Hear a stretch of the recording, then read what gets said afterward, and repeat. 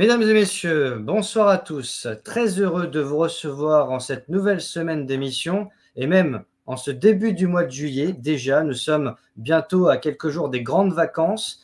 Un grand merci pour votre présence depuis, depuis le début de l'année, puisque ça fait bientôt 6 mois déjà que nous sommes en 2024.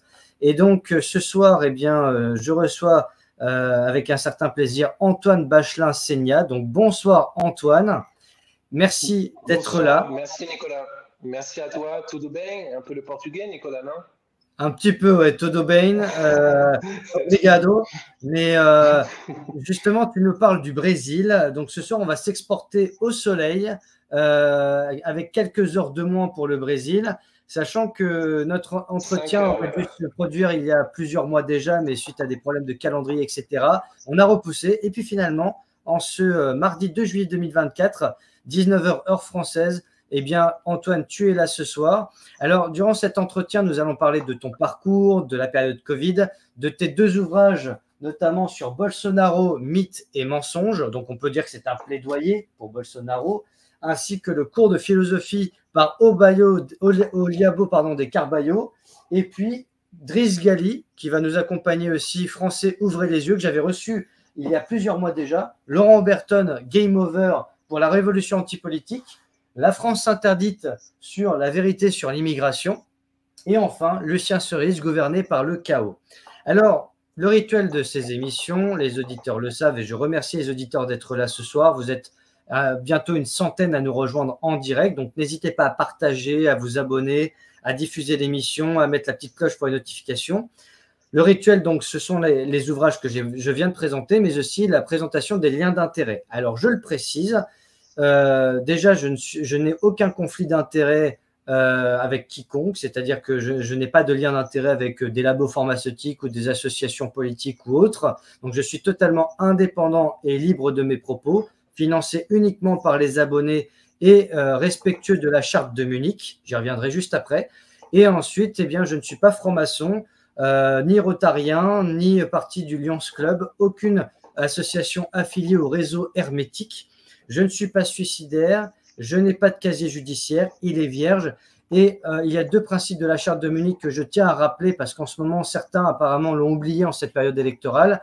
Il y a deux choses à faire. Déjà, ne jamais confondre le métier de journaliste avec celui du publicitaire ou du propagandiste. N'accepter aucune consigne directe ou indirecte des annonceurs.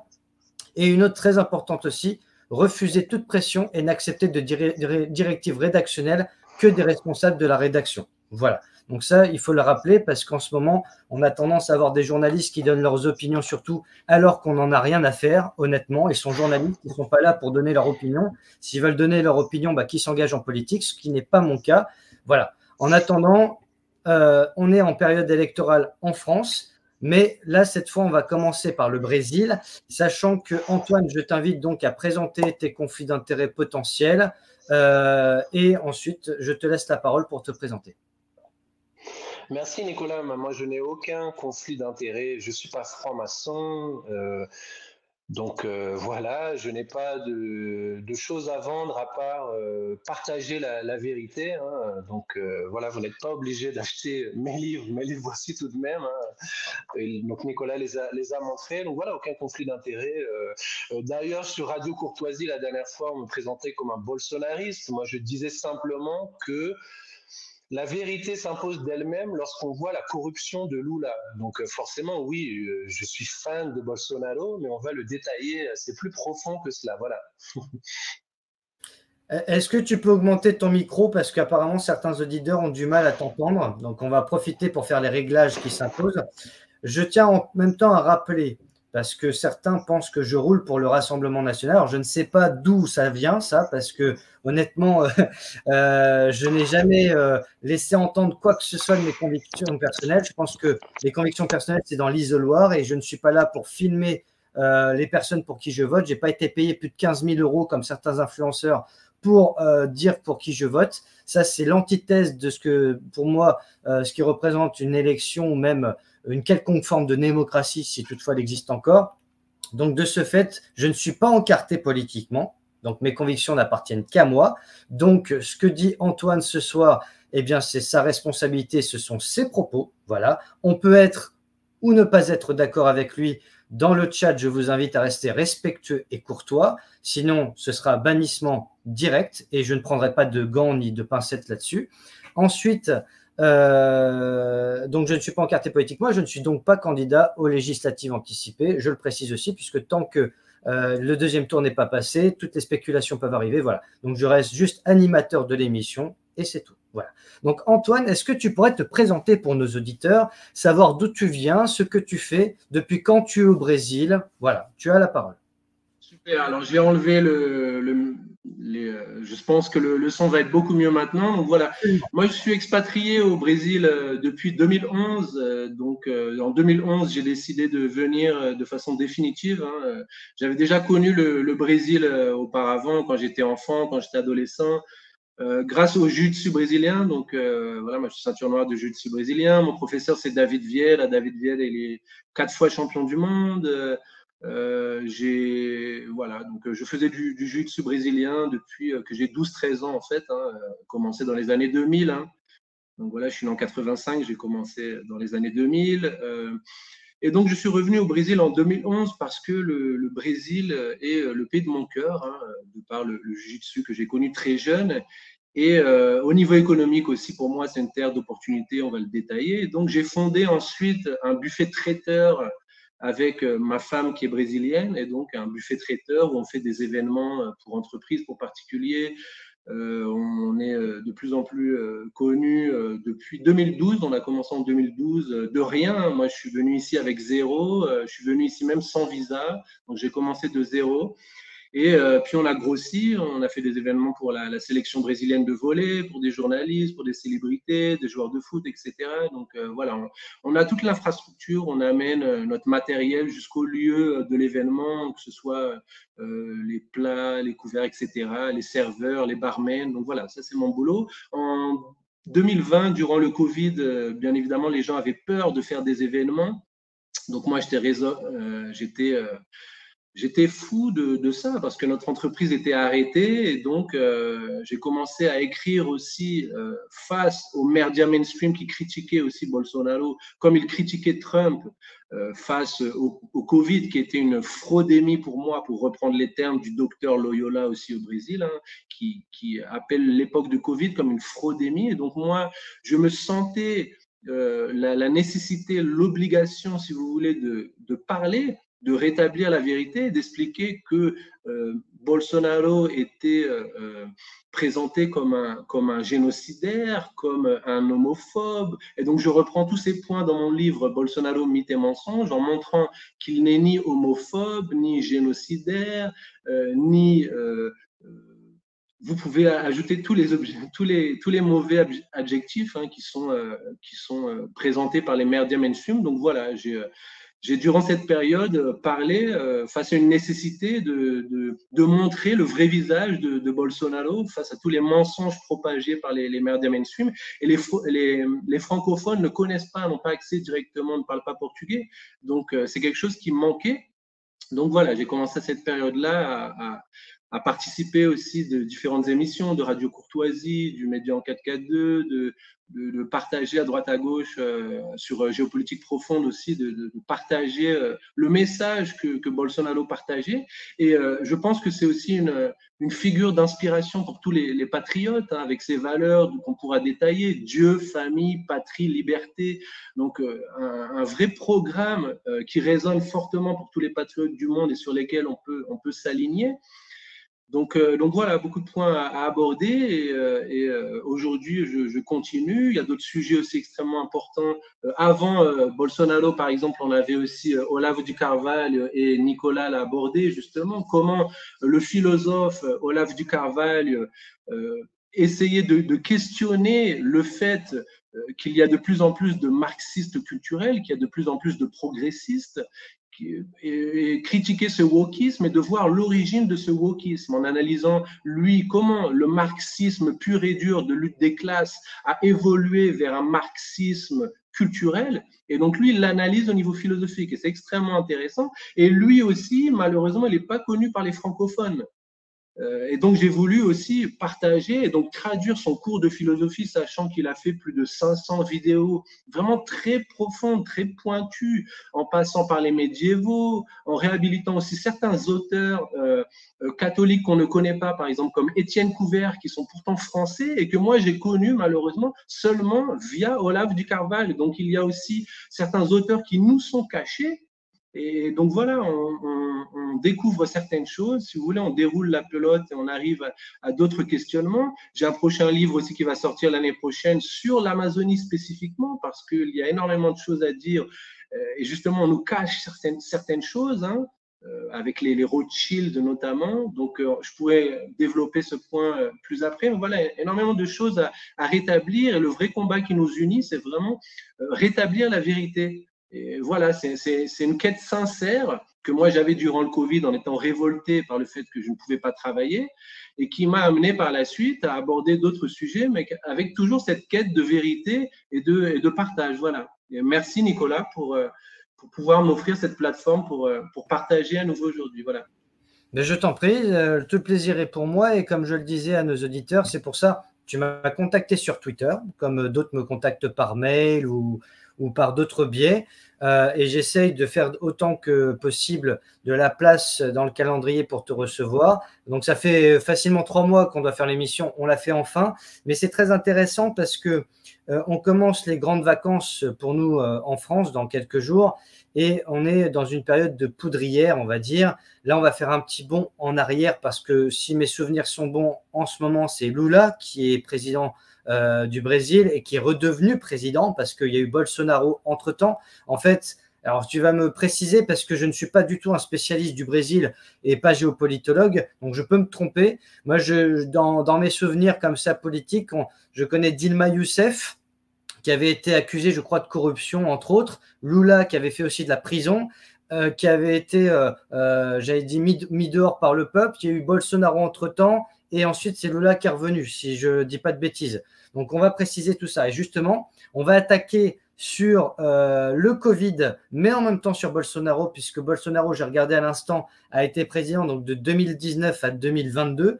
Je peux faire juste un aparté, Nicolas, rapidement. Oui, je t'en prie. Tu as juste abordé Dilma Rousseff et justement, j'ai un chapitre dans mon livre sur le parti de Lula, sachant que le parti de Lula a été au pouvoir des décennies. Et donc, j'ai un chapitre dans mon livre qui s'appelle « Le sanguinaire terrorisme communiste ». Donc, c'est vraiment très important ce point-là parce que le parti de Lula voulait suivre l'exemple de Cuba. C'est très important, c'est juste un petit aparté pour expliquer d'où viennent ces gens, d'où viennent Dilma Rousseff, d'où viennent Lula. Ils ont essayé d'instaurer une dictature communiste au Brésil. Et ça, c'est pas connu, justement. Ça, c'est un point très important. Dans les années 1950-1960, ils faisaient des attentats à la bombe dans des stades. Dilma Rousseff, justement, a été emprisonnée. Donc, il y a sa photo, vous pouvez rechercher sur Internet, Dilma Rousseff et Lula aussi, leur photo, vous savez, qui est pris à la police. Donc, vous regardez sur Internet. Et Dilma Rousseff, justement, faisait exploser des bombes. Donc, voilà d'où viennent ces communistes déguisés en socialistes aujourd'hui, et les médias mainstream vous disent que c'est la démocratie. Voyez d'où viennent ces gens-là. Et moi, j'ai aussi une vidéo sur mon YouTube qui s'appelle « Les liens très forts des narcotrafiquants avec le parti de Lula ». Il y a tout un côté sombre aussi qui n'est pas développé. Comme tu as juste abordé le nom de Dilma Rousseff, j'ai voulu tout de suite monter le décor. Voilà, pour un petit aparté. Très bien. Alors pour moi, c'est un petit peu, j'allais dire, comme une conférence comparée entre la France et le Brésil, parce que mine de rien, le Brésil est un pays très grand, beaucoup plus grand que la France. Moi, la première chose qui me vient à l'esprit quand je fais un entretien avec un Français expatrié, c'est pourquoi as-tu quitté la France ? Pourquoi avoir choisi le Brésil, même si tu as des liens avec le sport brésilien, mais j'allais dire que tu aurais pu rester en Europe, aller, je ne sais pas moi, en Suisse ou en Islande, enfin j'exagère un peu, mais qu'est-ce qui a fait que tu as voulu quitter l'Union européenne carrément? D'accord. Et quelle est quand tu es arrivé au Brésil en 2011, qu'est-ce qui t'a tout de suite plu et que tu n'as pas vu ou que tu n'as pas retrouvé en France? J'étais au Brésil avant. Après, c'est une question personnelle et qui est individuelle, je pense, qui ne s'applique pas à tout le monde. Chaque personne est différente et chaque personne doit trouver ce qui résonne avec son cœur. Donc, moi, je connais le Brésil depuis que je suis adolescent. Je l'ai dit en introduction. Enfant même, j'avais 13-14 ans. Donc, ça m'a toujours fait rêver. J'avais une tante aussi qui habitait, elle, en Nouvelle-Calédonie quand j'étais enfant. Donc, ça a toujours résonné dans mon imaginaire, si vous voulez. Donc, et moi, quand je faisais à l'époque des études de sport, hein, je rêvais d'être un prof de sport, mais à l'étranger. Donc, d'être un prof de sport dans une île, d'être un prof de sport au soleil. Donc, voilà, j'ai toujours cette idée-là de ne pas me cailler. Je faisais des études à Nanterre. Donc, c'était gris, c'était pas du tout le coin dont je rêvais pour m'épanouir. Voilà, mais c'est personnel. Après, à chacun de trouver. Au niveau culturel, moi, j'aime beaucoup le Brésil aussi. Je l'avais expliqué à Mike Borowski dans une première interview. C'est la sympathie, surtout des Brésiliens. Vous savez, leur spontanéité, leur énergie. C'est pas un cliché. Hein, venez vraiment ici pour vous en rendre compte. Donc voilà, j'aime les Brésiliens, j'aime le Brésil, ses paysages aussi merveilleux, ses opportunités aussi au niveau économique, on va en parler. Donc voilà, plein de choses qui résonnent.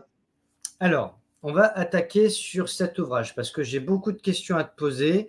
J'allais dire, je vais me faire aussi l'avocat du politiquement correct. C'est pas forcément mon habitude, mais c'est aussi un moyen de montrer et pas parce que je veux bien me faire voir des auditeurs, pas du tout. Simplement, j'ai vu beaucoup de choses dans les médias traditionnels et c'est intéressant de comparer ce qui se dit dans les médias mainstream et ce qui se dit ailleurs.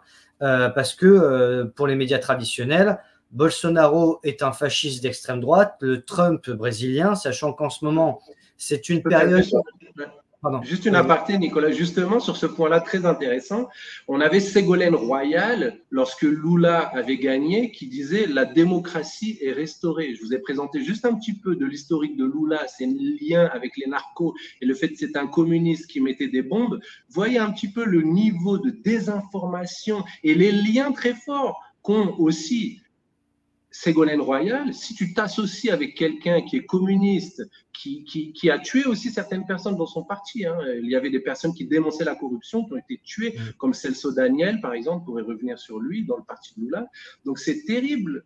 Et c'est pour ça qu'il faut présenter la vérité. Il faut présenter la vérité. Ségolène Royal, c'est assez paradoxal parce qu'il y a certains sujets, alors que je ne dise pas de bêtises, mais sur certains pans du Covid ou sur certains pans même du wokisme, etc., elle peut avoir des propos totalement à l'encontre de de ses collègues socialistes ou quoi que ce soit, qui peuvent même surprendre les plus dissidents du système. Et puis d'un autre côté, elle replonge dans le côté mainstream idéologique, ce qui fait qu'on ne sait pas trop sur quelle chaise elle est, parce qu'elle a voulu être présidente en France en 2007.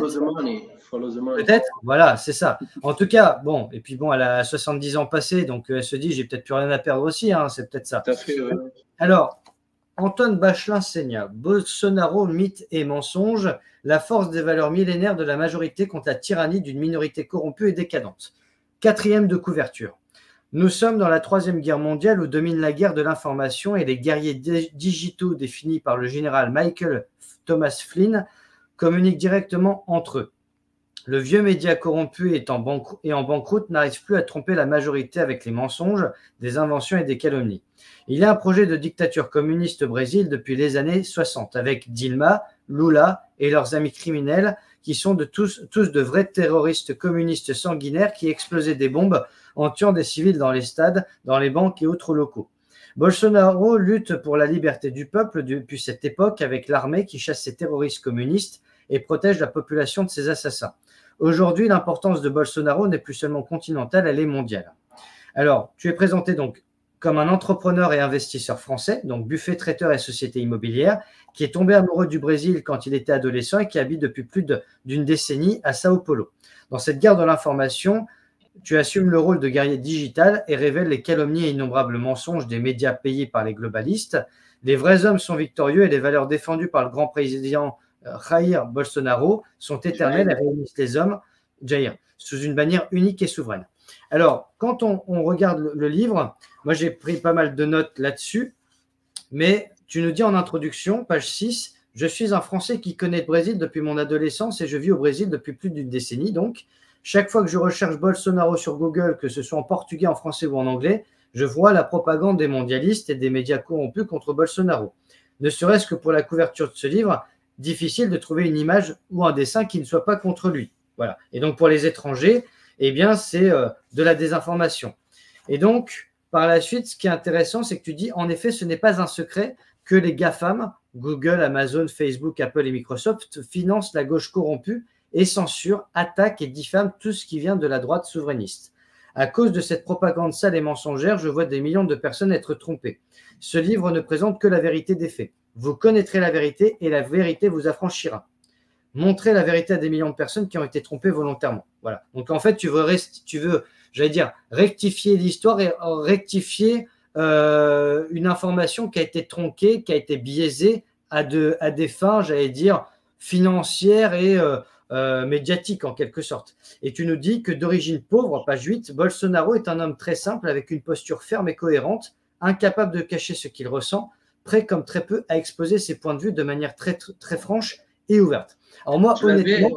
Excuse-moi, je l'avais expliqué justement avec Rachid de Onde de Choc TV, en expliquant que différemment de Trump, Trump avait la liberté financière et donc il n'est pas attaché parce qu'il a la liberté financière et la liberté de ton. Sur la liberté de ton, ils se rejoignent avec Bolsonaro, mais Bolsonaro, lui, par contre, a toujours utilisé le système D depuis qu'il était, par exemple, candidat comme conseiller municipal.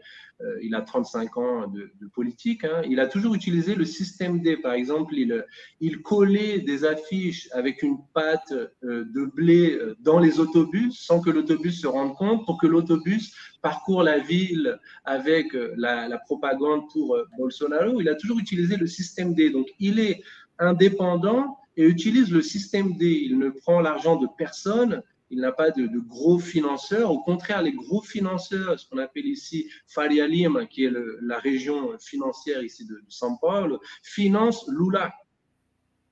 D'accord. Voilà un petit peu un parallèle qu'on peut développer plus. Pour faire une synthèse du livre, avant de lire 2-3 extraits par-ci par-là, moi, ce que je remarque dans ce que tu écris, déjà, Bolsonaro, c'est un militaire. C'est quelqu'un qui a le sens du devoir, si on regarde de l'extérieur. C'est quelqu'un qui capitaine parachutiste, ouais. Capitaine parachutiste. Moi, ce que je me souviens dans les médias, c'est quand il y a eu sa tentative d'attentat aussi, juste avant les élections, et que parce qu'il était calomnié de partout. Et ça, excuse-moi, ouais, c'est un point très important parce que justement, ceux qui vous sont présentés comme les démocrates, ceux qui vous sont présentés par les médias corrompus comme les gentils démocrates en faveur du dialogue, sont ceux qui ont payé un assassin pour donner un coup de couteau à Bolsonaro, donner un coup de couteau à Bolsonaro en tournant le couteau. Et ça, c'est un militant du PSOL qui est un groupe d'extrême gauche allié au PT, le parti de Lula. Si on caricature un petit peu, c'est comme si, par exemple, un membre du Front populaire, là, en ce moment, essayait d'attaquer Bardella juste avant dimanche, quoi. Exactement. D'accord. Ok. Et Bolsonaro a failli mourir. Les médecins ont dit qu'il avait eu une intervention divine parce que dans 98% des cas, c'était la mort. Alors, je rappelle, ça peut paraître idiot de dire ça, mais la violence d'où qu'elle vienne est condamnable. À titre personnel, moi, toutes les violences qui sont faites, je regardais par exemple le témoignage de Vincent Lapierre du Média pour tous qui parlait de la Gay Pride où il a été agressé, où on lui a volé son matériel, etc. Il a failli se retrouver à l'hôpital. C'est totalement abject. Aucune violence, que ce soit morale, physique ou quoi que ce soit. C'est quelqu'un qui… D'ailleurs, la violence médiatique, d'ailleurs, est du côté de Lula. Bolsonaro n'a jamais censuré aucun média. La violence de censure médiatique, qui est aussi une certaine violence en termes de communication, la violence commence déjà par laisser l'autre s'exprimer, Et justement, Bolsonaro n'a jamais censuré aucun média, alors que Lula a censuré énormément de députés, même qui normalement ont leur immunité parlementaire pour pouvoir s'exprimer. Et donc ça, c'est terrible. Ça a été fait aussi par le judiciaire, on pourra le détailler. Mais celui qui censure, c'est Lula. Alors que les médias globalistes vous présentent Bolsonaro comme une sorte de tyran, et c'est totalement ridicule. Alors que Bolsonaro a toujours dit qu'il agissait en respectant la Constitution. Ça me fait penser à Zelensky quand il y a eu le conflit en Ukraine. La première chose qu'il a faite, c'était déjà de censurer des médias. Et puis nous, en France, on a eu RT France et Sputnik. Quoi qu'on pense du conflit ukrainien, on s'aperçoit que la priorité du système, ça a été d'abord de faire barrage à l'information potentielle, sachant que RT France avait été quand même très actif durant les Gilets jaunes et montrait un impact différent du mouvement en France. Et ce qui est assez intéressant aussi, c'est concernant les attentats qu'on a subis en France, c'est de regarder les médias étrangers, comment ils traitent l'information, parce qu'on peut voir que finalement, ça n'a rien à voir. En tout cas, il y a une version des faits qui est totalement différente, et plus on s'éloigne de l'Union européenne, et plus c'est aux antipodes des médias traditionnels français, comme si finalement, il y avait deux salles, deux ambiances. Et c'est vrai que pour le Brésil, j'imagine que c'est un peu pareil, c'est-à-dire que même en Occident, Bolsonaro, j'allais dire dans le système, était détesté, comme Trump l'est encore aujourd'hui, parce que beaucoup craignent son retour en novembre prochain, sachant que toi, concernant Bolsonaro et Lula, les élections qui ont eu lieu, donc il y a maintenant 2 ans, est-ce que tu penses que les élections se sont passées de manière on va dire légaliste? J'ai fait une émission justement, j'ai fait une émission avec Radio-Québec. Je vous invite à la regarder. Le jour où on l'avait publiée, je l'avais mis sur ma propre chaîne YouTube et elle a été retirée.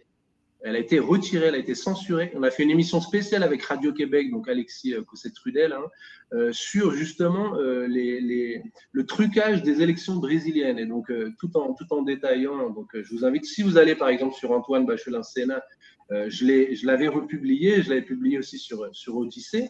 Donc, je vais juste la retrouver ici. Donc, on avait dénoncé pas seulement au niveau algorithmique, mais aussi au niveau de qui dirige le tribunal supérieur électoral, qui est Alexandre de Moraes, qui a été nommé par le parti de Lula et qui travaillait pour les narcotrafiquants du Primeiro Comando da Capital. Donc, on a tout un historique qui a été détaillé et ce sont des faits. Et donc, en expliquant ce qui a été fait, pourquoi aussi les propagandes radio pour Bolsonaro n'ont pas été partagées dans certaines régions du Nord-Est, qui est au nord du Brésil, qui a été dénoncé par le parti de Bolsonaro. Et au lieu qu'on réponde au parti de Bolsonaro qui a expliqué les anomalies qu'il y a eu dans les fraudes électroniques, et ben, ils se sont vus imposer une amende. Donc, c'est toujours le même parti qui censure.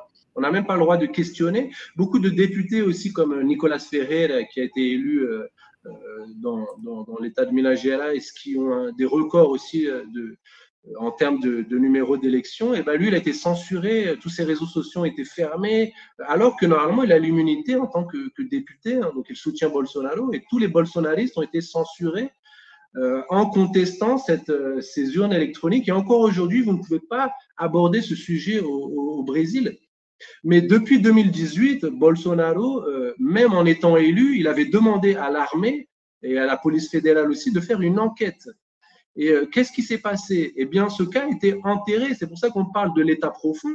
Et on est aujourd'hui dans une opération de communication. Tu as abordé au début le fait que la société civile doit s'emparer de certains thèmes. On l'observe aussi dans différents pays. Aujourd'hui, la société civile est revenue active, est revenue demandante de résultats. On a par exemple aux États-Unis maintenant pour les élections de novembre des comités qui vont vraiment être mis en place pour voir qu'il n'y a pas d'anomalie, pour suivre, pour rendre le trucage d'élections vraiment beaucoup plus difficile. Et donc, Bolsonaro lui-même, en ayant été élu, il avait dénoncé certaines anomalies et l'enquête a été rangée dans un tiroir. Donc, certains fonctionnaires de l'État profond. Ouais. De ce que je remarque, c'est que Bolsonaro a été confronté, j'allais dire, aux mêmes péripéties que Trump lorsqu'il est arrivé à la présidence. Déjà, Trump… Même plus. Même plus, Trump, c'est dans la nuit que ça a changé. Hollande avait même préparé un message de félicitations à Clinton et n'en avait pas prévu pour Trump. Donc déjà, le système était persuadé que ça allait passer direct et en fait, ils ont été pris à revers. Et donc, pendant 4 ans, Trump a subi les foudres du système. Bolsonaro, c'est sur un autre plan, mais il a été considéré comme un fasciste d'extrême droite, quelqu'un qui était proche, limite Hitler, le Hitler brésilien. Alors, dans ton livre, ce qui est assez intéressant, parce que c'est vrai que ça m'a rappelé des souvenirs, c'est quelqu'un qui est pro-famille. C'est-à-dire que lui, le mariage pour tous, c'est pas son truc, que le wokisme, c'est pas son truc, que en réalité, il est très croyant, très pieux, et c'est vrai que le Brésil est connu pour être une, j'allais dire, peut-être parmi les plus nombreux en matière de catholiques. Il y a une piété immense. Oui, vas-y, je te prie. Pas mal avec des Brésiliens qui sont allés en France, eux-mêmes sont choqués par le fait que la France ait été autant attaquée par la franc-maçonnerie et que l'État se soit emparé de la religion et retirer la religion justement pour pouvoir manipuler les gens. Mais ça, c'est quelque chose qu'on pourra analyser aussi. Colavo di Carvalho en parle, justement le fait d'avoir retiré la spiritualité des gens pour que les gens soient manipulables. Tout à fait. Alors justement, à ce propos, au-delà de la famille, il y a une partie qui est consacrée, que je regarde, notamment donc conseiller municipal. Alors, on parlait de la presse tout à l'heure, et c'est intéressant parce que tu en parles beaucoup. Du journalisme. Il y a une scène, moi, qui m'a marqué dans ton livre. J'essaie de la retrouver. C'est quand il est confronté à une autre politicienne à qui, en fait, elle le provoque pour qu'il lui foute une baffe. Et il dit, rassurez-vous, c'est enregistré, on voit tout ce qui se passe. Tu peux nous raconter cette scène? Bien sûr. C'est une vidéo célèbre qui a fait le buzz. Hein, donc, c'est Maria do Rosário, une députée gauchiste, hein, folle. Et donc, lui, Bolsonaro a toujours une vision, et encore jusqu'aujourd'hui, hein, et son fils Eduardo Bolsonaro, qui est député aussi, défend en fait la castration chimique des violeurs.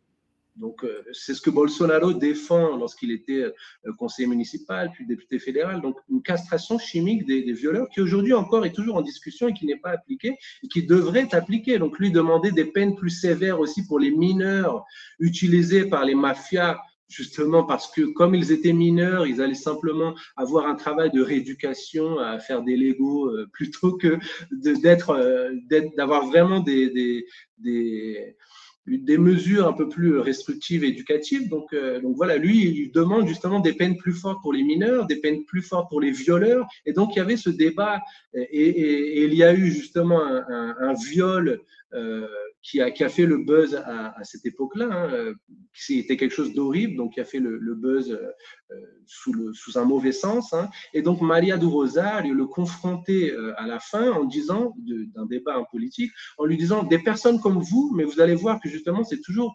le même piège dans lequel on ne tombe plus parce qu'ils font une inversion comme d'habitude. Et donc, elle lui dit, vous, avec votre propos, c'est vous qui provoquez la violence. Vous, Bolsonaro, avec votre propos, c'est vous qui soi-disant, laissez entendre comme si lui-même, de par sa défense de façon forte des familles, des femmes, et justement, il y a le plus de lois en faveur des femmes qui a été fait, c'est sous le gouvernement Bolsonaro, justement, on pourra revenir après, et justement, il a toujours fait le maximum pour la défense de la famille, la défense des femmes, plus de 70 lois pour les femmes qui a été fait sous son ministère, et donc Maria do Rosário, à l'époque, disait, on voit pas trop, c'est vrai,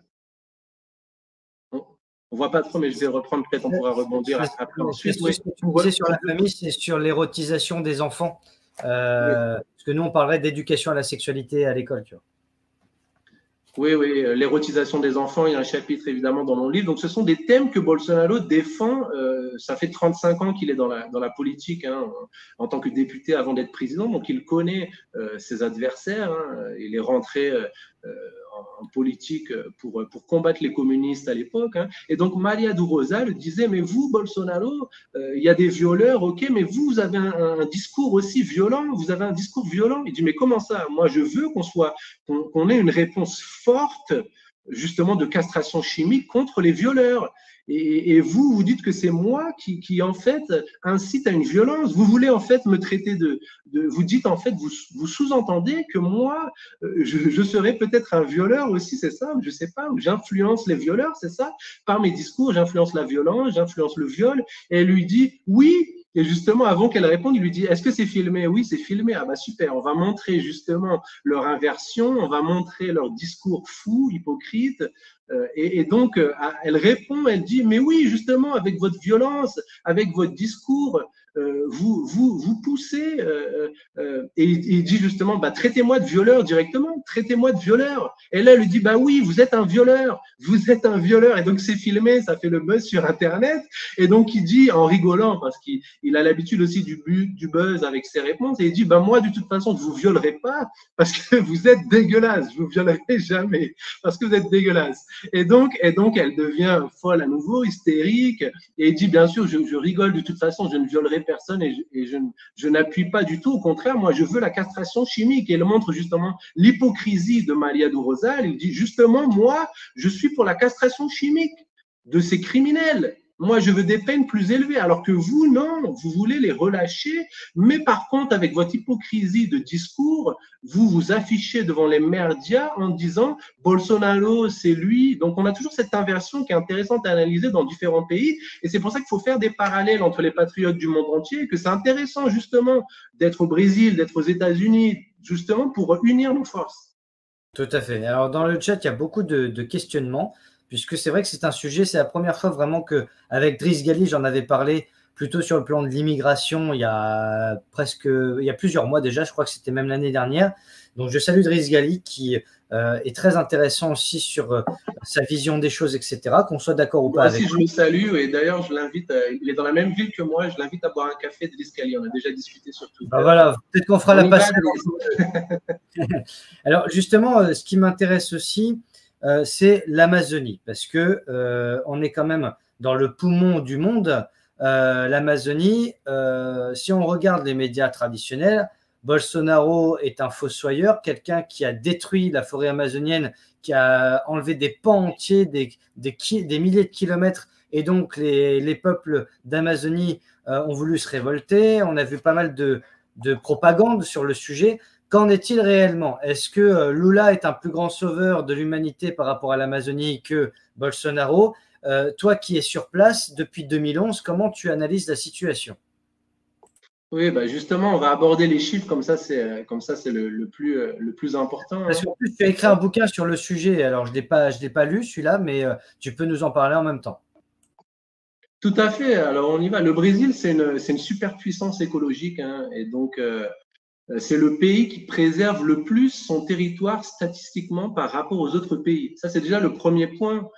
Alors que les médias mainstream vous font un focus sur l'Amazonie, mais pour les mauvaises raisons. J'ai fait aussi une vidéo en disant que, en fait, on vous dit il faut protéger les animaux, mais tout le monde veut protéger les animaux, mais le véritable enjeu, en fait, il est caché. Et le véritable enjeu, c'est qu'il y a eu une loi, justement, des socialistes pour empêcher l'armée et la police fédérale de rentrer dans certaines régions pour qu'il continue à y avoir de l'extraction illégale, de l'extraction minière illégale, et que certaines entreprises qui financent la gauche sont défendus par cette loi qui a été créée par Fernando Henrique Cardoso, donc c'est FHC, c'était un président brésilien, et lui a créé une loi spécifique. Donc moi, je vais détailler cette loi-là en disant que cette loi-là a été faite notamment pour les Rothschild et d'autres organisations pour qu'elle continue l'extraction minière. Et ça, c'était dénoncé par certains militaires qui sont rentrés dans certaines zones surveillées dans lesquelles ils ne devaient pas rentrer, et ils ont vu des mercenaires, ils ont vu, et ça c'est détaillé justement. Et moi, je vais avoir un livre qui va sortir justement là-dessus en expliquant cette loi qu'a fait l'ex-président FHC, qui est justement pour, avec des ONG aussi qui ont été créées par centaines de milliers grâce à cette loi, pour blanchir l'argent lié à l'extraction minière illégale. Et donc voilà, ça c'est un point qu'il faut détailler. Alors, Antoine, si je comprends bien, tu m'arrêtes si je me trompe. En gros, la déforestation de l'Amazonie et le drame que vivent les peuples d'Amazonie, enfin ce qu'il en reste, ne serait pas lié à la politique des dirigeants brésiliens, quelle que soit l'époque? Est-ce que ça viendrait par exemple des États-Unis ou d'un autre pays qui serait là pour faire porter le chapeau à celui qui dirige le pays à l'instant T, par exemple Bolsonaro ou d'autres? Comment ça se passe réellement? Parce qu'il y a bien des gens qui sont derrière cette déforestation pour des intérêts financiers, pour une forme de génocide en réalité.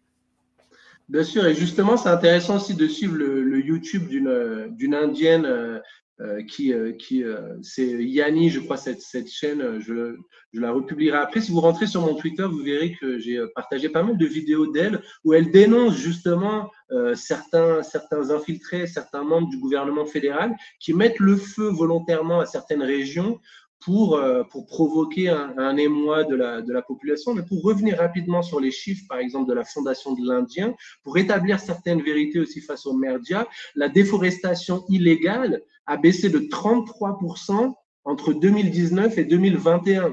Et on a aussi la moyenne de déforestation sous Bolsonaro qui est 55% inférieure à la moyenne des 3 premières années de Lula.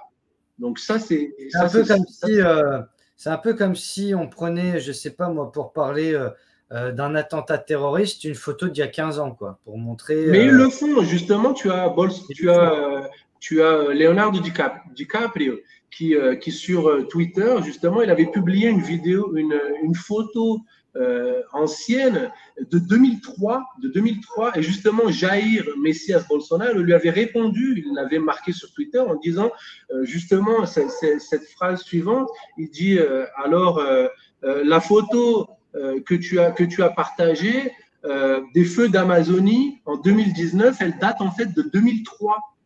Et il y a des gens comme toi qui veulent arrêter les citoyens brésiliens qui font ce genre d'erreur, qui veulent faire, si vous voulez, du fact-checking, etc. Ils veulent les emprisonner comme un ministère de vérité. Ils ont voulu aussi au Brésil restaurer une sorte de ministère de vérité. Fake news, ça c'est intéressant de l'analyser dans différents pays. Quelle est la réponse du judiciaire? Ouais. Quelle est la réponse du judiciaire dans différents pays face à la fake news et pourquoi ils veulent seulement la promotion des fake news du gouvernement? Et si vous critiquez ce que le gouvernement fait, c'est vous qui êtes étiqueté comme fake news, alors que vous critiquez la fake news du gouvernement. Donc là-dessus, lui dit que cette histoire de fake news, moi je suis pour la liberté d'expression. Bolsonaro dit ça dans le tweet où il répond à DiCaprio. Moi je suis contre cette idée tyrannique de censurer et je te pardonne. Bis du Brésil. Voilà un exemple concret. Mais DiCaprio ne fait pas partie des Davosiens comme Lula, comme d'autres, parce que Bolsonaro, dans mes souvenirs, c'est un peu comme Trump, ils ne sont pas liés aux young leaders de Davos, à Bilderberg, etc. Ça ne veut pas dire qu'ils n'ont pas de réseau occulte non plus, mais en tout cas, officiellement, Trump, c'est un ancien, c'est un homme d'affaires qui a fait fortune dans l'immobilier, qui a eu des hauts débats, etc. Bolsonaro, bon, tu en parles dans ton ouvrage, donc les gens peuvent retrouver facilement, mais il y a le côté parachutiste, militaire, etc. Et il n'était pas forcément prédestiné à devenir président. Il s'est engagé parce que il a vu son pays s'effondrer.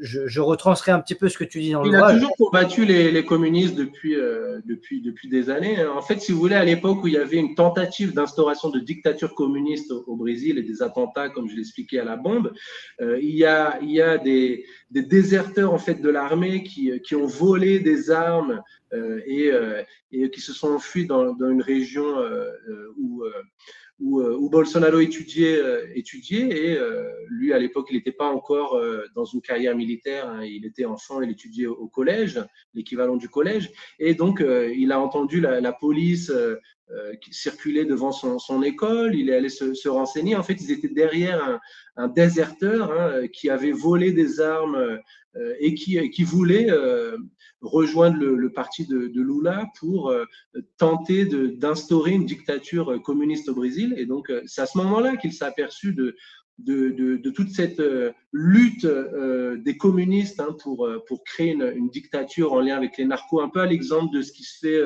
dans les zones dominées par les FARC, une zone dominer. Donc c'est ce que voulait faire le parti de Lula, qui se présente aujourd'hui comme un démocrate. Voilà la véritable histoire, et qui a fait rentrer Bolsonaro dans la carrière militaire, parce qu'il a vu les militaires, leur discipline et la défense en fait de la population contre ces communistes qui faisaient exploser des bombes.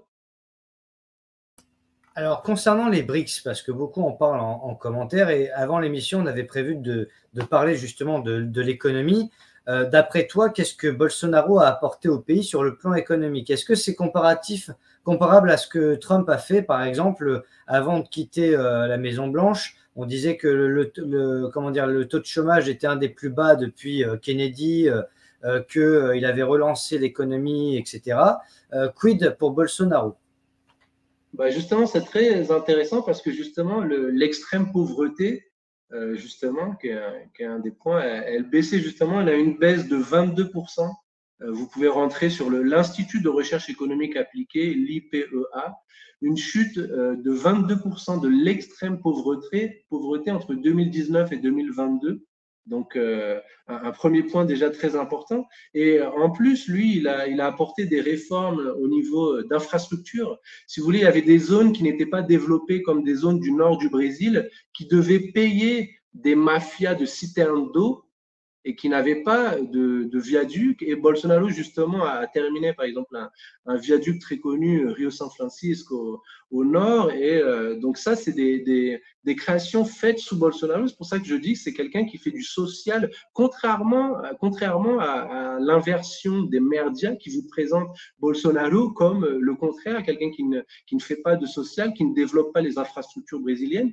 Et donc, justement, je viens de vous donner des centaines d'exemples. On avait un commerce extérieur qui était en hausse record, des investissements étrangers au plus haut du jamais vu dans l'histoire, des travaux d'assainissement, de développement record des infrastructures, comme je vous l'ai évoqué, des récoltes records de céréales, des délais plus courts pour ouvrir des entreprises.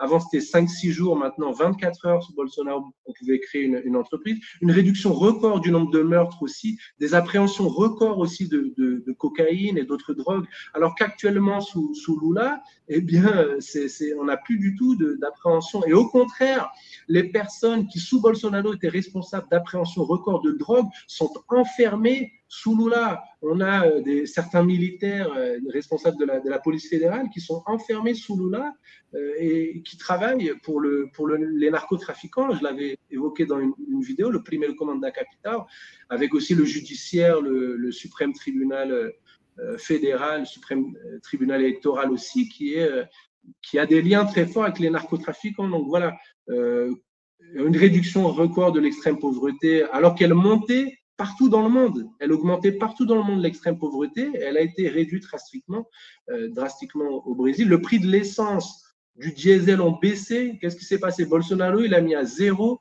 les impôts fédéraux sur l'essence, l'éthanol, le diesel, alors que les députés et sénateurs du parti de Lula n'ont pas voté pour les baisser et s'y sont même opposés. Justement, cette gauche veut maintenir la population dans la pauvreté. Par exemple, au nord du Brésil, il voulait que les habitants continuent à payer pour avoir accès à l'eau. Il voulait que les habitants continuent à payer des citernes d'eau. Alors, vous voyez un petit peu ce que fait la gauche. Ce qui a posé problème pour Bolsonaro, c'est durant le Covid, la politique exercée notamment sur les soins durant le Covid. Alors ça, c'est ce qu'on voyait dans nos médias traditionnels, forcément. Le nombre de morts, etc. C'est pendant le Covid qu'il y a eu beaucoup de masques qui sont tombés, c'est le cas de le dire. Et toi qui as vécu le Covid au Brésil, comment ça s'est véritablement passé? Déjà, le vrai problème, c'est que déjà le judiciaire, donc le tribunal supérieur fédéral, qui est en majorité nommé par le parti de Lula, la gauche a régné durant des décennies au Brésil, et donc il nomme les membres du tribunal supérieur fédéral. Et donc le tribunal supérieur fédéral a dit comme on est dans une époque de crise, maintenant on va donner plus de pouvoir aux régions. Et donc le Brésil est un pays fédéral, un peu comme les États-Unis, et donc ce tribunal supérieur fédéral a retiré des pouvoirs à Bolsonaro pour les donner aux régions. Et donc du coup on a eu des scandales, par exemple le gouverneur de Rio de Janeiro qui a été qui a eu des amendes. Hein. Il n'a pas été emprisonné parce que ses amis corrompus l'ont libéré, mais il y a des scandales de corruption, justement. Il a superfacturé des ventilateurs, où justement, ils ont eu des pouvoirs extra, et donc, du coup, il y a eu de l'extra-corruption.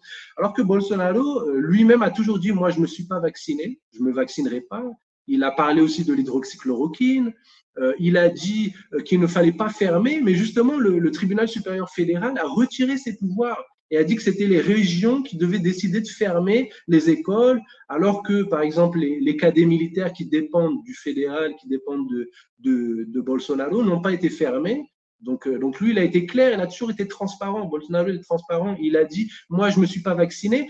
J'ai vu le contrat de Pfizer. Un point aussi très important, c'est qu'il dit, j'ai vu le contrat de Pfizer et il ne se responsabilise pas. Et ça, c'est en vidéo, vous pouvez le voir. Il dit, vous êtes libre. Moi, par contre, je ne vais pas vous obliger à le prendre, mais je ne vais pas vous obliger aussi à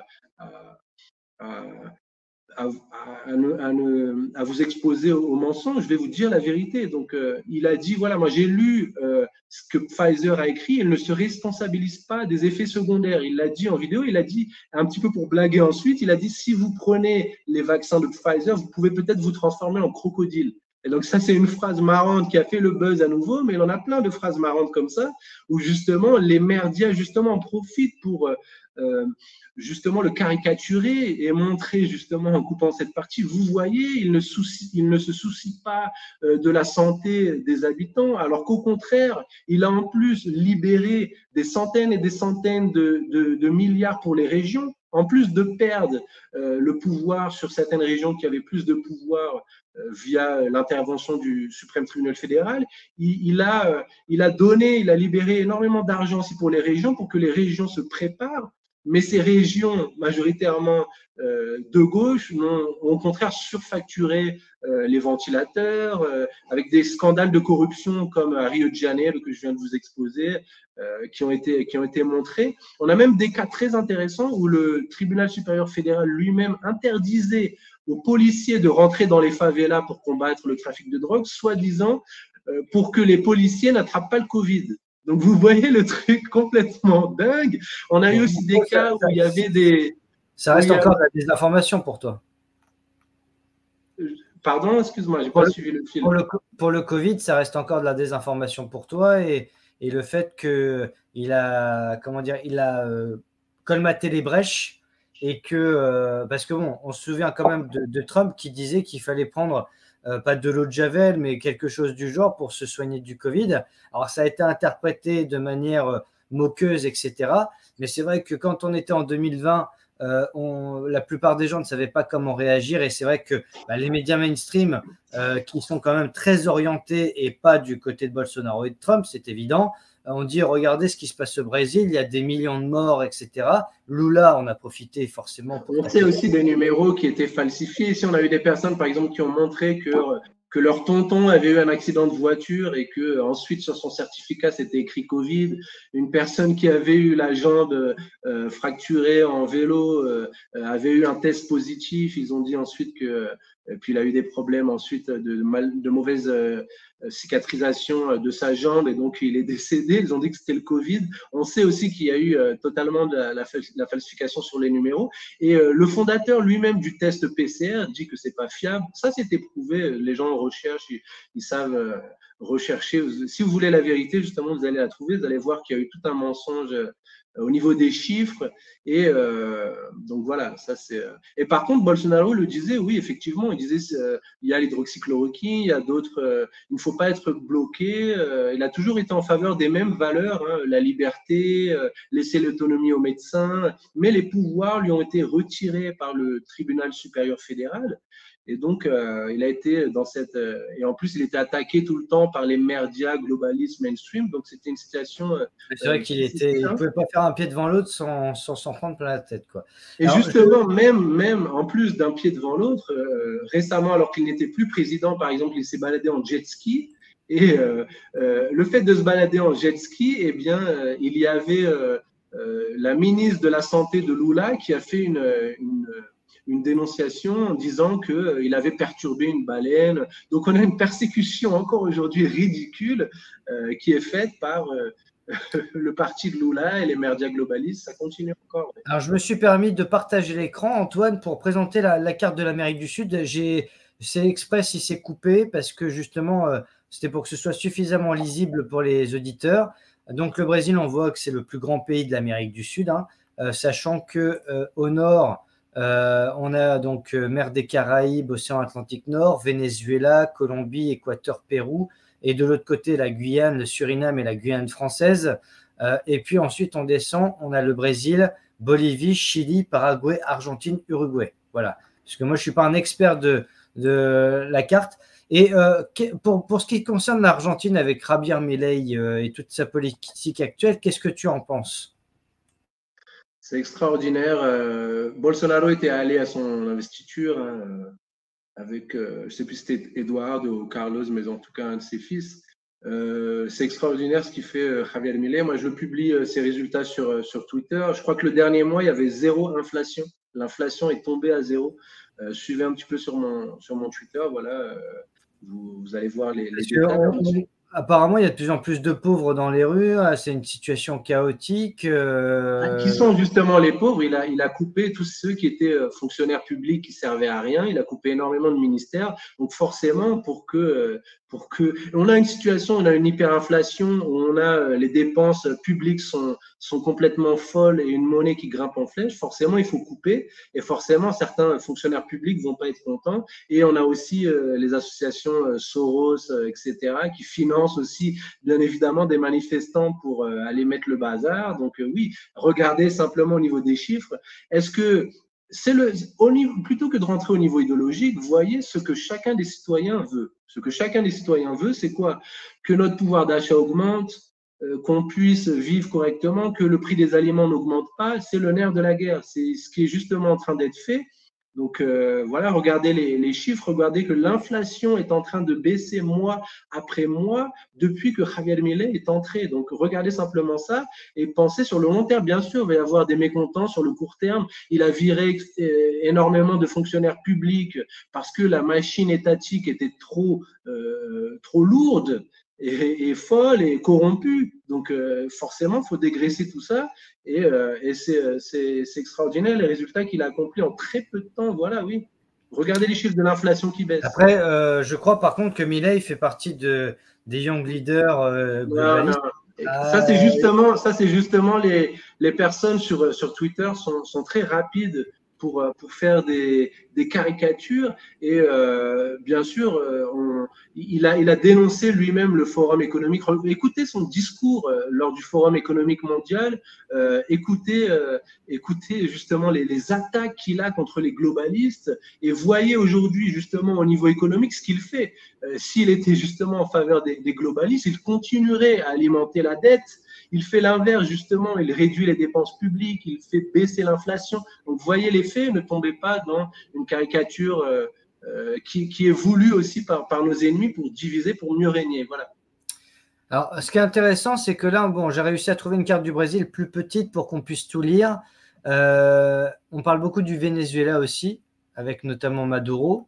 La Colombie, l'Uruguay, beaucoup moins, Paraguay, Bolivie. Alors justement, Bolivie, Brésil, Argentine. Concernant les BRICS, qu'est-ce que tu en penses de cette nouvelle, de ce nouveau modèle économique, sachant que les BRICS, pour ne pas dire de bêtises, alors je l'ai vu en commentaire, mais je voudrais quand même le préciser, ça comprend 9 pays qui se réunissent en sommet annuel, donc Brésil, Russie, Inde, Chine, Afrique du Sud, Égypte, Émirats arabes unis, Éthiopie et Iran. C'est les BRICS+, on appelle ça. Donc je mets en commentaire. Quel est ton regard par rapport à cette nouvelle mouture économique? Je l'avais abordé avec le média en 4-4-2. En fait, c'est en reprenant aussi le discours de Vladimir Poutine qu'il avait fait au Forum économique de Saint-Pétersbourg, c'est un changement inéluctable, inexorable au niveau économique. Hein. On sait qui sont les leaders aujourd'hui au niveau économique, le poids qu'a pris la Chine, la chute du dollar comme monnaie d'échange de garantie. On le voit en Arabie Saoudite qui accepte désormais de négocier directement avec d'autres. Ça a coupé un petit peu, on m'entend toujours, ça fonctionne correctement, hein? Oui. Très bien. Alors, on va parler maintenant. Ça a coupé un peu, ouais. Ouais, on a entendu. On va parler maintenant d'Olavo de Carvalho, puisque tu m'as envoyé le bouquin aussi. Et je vais donc lire la 4e de couverture. Ah, t'es coupé, je crois, Antoine. Allô? Oui, oui, moi je vois ici. Parce que moi, l'image, elle est figée chez toi. Ok, je vais me reconnecter. Très bien. Bah, je vais lire pendant ce temps-là la 4e de couverture. Donc, merci d'être là. Vous êtes 260 en direct sur Facebook, YouTube et Twitter. Donc, n'hésitez pas à vous abonner, à partager, à mettre un petit pouce pour le référencement. Merci beaucoup d'avance. Donc, le livre Cours de philosophie par Olavo de Carvalho, une conversion des concepts généraux en expérience existentielle effective. Alors, c'est un pavé, hein, c'est un pavé de presque 500 pages et c'est écrit en tout petit. Donc, voilà, c'est assez technique, mais c'est intéressant. Cours de philosophie qui est le seul qui puisse vous aider à pratiquer la philosophie au lieu de simplement répéter ce que d'autres personnes illustrent et que vous aimez en ont dit. Mais de par sa nature même, la philosophie n'est pas un savoir spécialisé sur une certaine classe d'objets, c'est une activité intégrale de l'intelligence qui se tourne vers tous les champs du savoir et de l'expérience à la recherche de son unité. Voilà. Je suis en train de lire la 4e de couverture. Et de son unité et de son fondement et de ce qu'elle signifie ultimement pour la conscience humaine. Si ces objectifs ci-dessous vous paraissent trop grands pour être atteints d'un seul et unique coup, le cours vous montrera qu'il n'est pas possible d'en atteindre un seul séparément. La philosophie, l'éducation intégrale, l'élargissement de l'horizon cognitif, l'unité du savoir, l'ascèse spirituelle basée sur la conscience de soi-même et le développement de l'intelligence humaine ne sont que des noms pour une seule et même chose. Le cours ne promet pas de vous les donner, car aucun d'entre eux n'est quelque chose que vous pouvez recevoir en cadeau. Il promet seulement de vous montrer le chemin pour les conquérir et les faire vôtres pour toujours. Le cours de philosophie ne vous demandera que 2 choses, la sincérité et l'effort tranquille. Voilà. Et donc, avant de te laisser en parler de ce livre, je vais citer un passage, moi, qui m'a bien plu, page 89 sur le phénomène du pouvoir. C'est un peu d'actualité en ce moment. Donc, partie 110, pouvoir, science et mouvement révolutionnaire. Le phénomène du pouvoir est généralement sous-évalué. Des initiatives telles que le mondialisme s'expliquent généralement par la motivation à gagner de l'argent, qui ignore le fait que le mouvement est composé de personnes qui ont déjà tout l'argent qu'elles veulent, ainsi que d'autres qui sont repoussées par les avantages matériels et peuvent même être tout à fait idéalistes et altruistes, mais en tout cas, le pouvoir est implicite dans ce qu'ils pensent de ce qu'il faut faire. Nous pouvons voir le pouvoir comme la capacité d'amener les autres à faire ce que nous voulons. Tout le monde a un certain pouvoir, mais ce qui est généralement négligé, c'est la différence structurelle de pouvoir au sein de l'espèce humaine, qui est sans précédent dans aucune autre espèce animale.